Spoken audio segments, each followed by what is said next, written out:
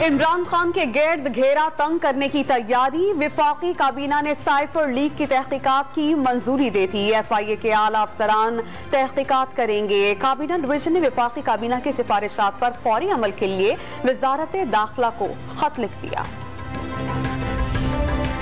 मरियम नवाज का इमरान खान को निशान इबरत बनाने का मुतालबा। रियासती मुफादात पामाल करने का इल्जाम। साइफर कागज का टुकड़ा नहीं, रियासत की अमानत है। एहसन इकबाल ने साइफर गुम होने को ऑफिशियल सीक्रेट एक्ट की खिलाफ वर्जी करार दे दिया।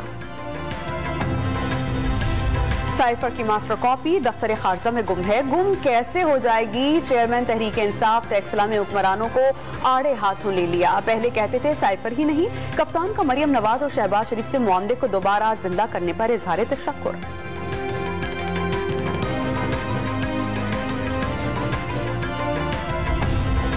शाह महमूद कुरैशी ने साइफर तहकीकात को अपने मौक़िफ़ की फतह करार दे दिया। हकीकत जुटलाने वाले आज तस्लीम करने पर मजबूर हैं कि साइफर गुम हो गया था तो तहकीकात किस बाकी हो रही हैं। असद उमर का सवाल। फवाद चौधरी और शेख रशीद ने तहकीकात सुप्रीम कोर्ट ऑफ पाकिस्तान के जरिए कराने का मुतालबा कर दिया।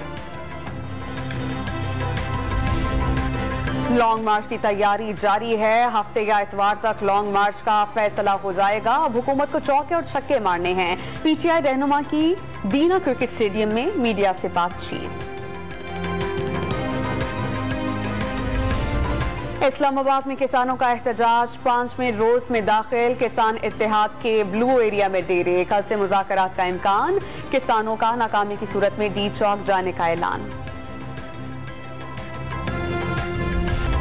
और इंग्लैंड के 210 रन्स हदफ के ताक़ुब में पाकिस्तान यकीनी शिकस्त से 2-4। 6 खिलाड़ी आउट होने पर 135 रन्स बना लिए हैं और 6 गेंदों पर 75 रन्स बनाना अभी बाकी है।